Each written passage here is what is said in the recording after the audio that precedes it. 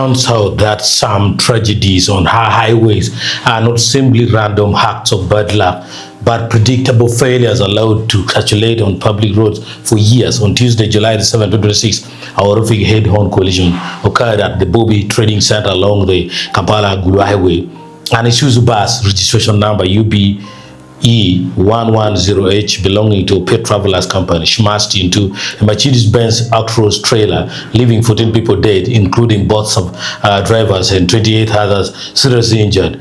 Preliminary reports by the Uganda police force point to excessive speeding as the bus driver attempted to avoid a pedestrian. However, as the dust settled, a disturbing revelation raised by vigilant citizens online has shifted the narrative from simple human error to severe systemic negligence.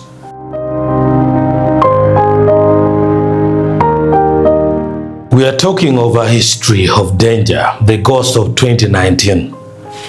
Public record shared via social media uncover a chilling truth. This exact same bus, carrying the identical registration number UBE 110H under Pet Transporters, was involved in another major accident nearly 7 years ago on September 7, 2019. NTV Uganda reported that the very same vehicle overturned at Gimara along the same highway corridor, injuring 12 passengers. The fact that a commercial passenger vehicle can survive a catastrophic rollover, remain in active operation for nearly a decade, and ultimately facilitated double-digit fatality event raises urgent questions about the efficiency of vehicle inspection and regulatory enforcement in Uganda.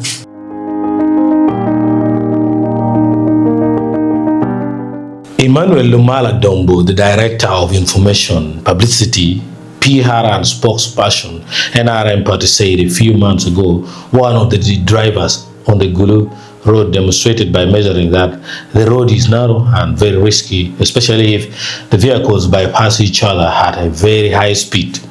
However, much as we lament, unless we do all our roads to prevent fatal accident, more deaths. So that's what Dombo is saying, that there will be more deaths unless the roads are made double.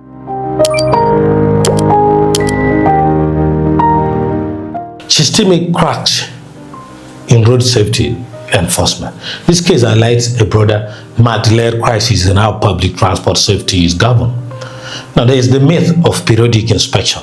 Public service vehicles, that's PSVs, are allegedly mandated to undergo strict periodic mechanical assessment. How a bus with a history of severe structural damage continued to secure operational licenses remains a glaring oversight. Another thing which is exposed is checkpoint failure. While traffic police regularly manage checkpoints along major highways, their focus often relies heavily on checking physical paper documentation rather than vetting the actual roadworthiness or mechanical history of the fleet. Another thing is corporate accountability. Transport companies frequently escape stringent long-term penalties after a crash, allowing damaged fleets to be superficially repaired, repainted, and put back onto high-speed transit routes.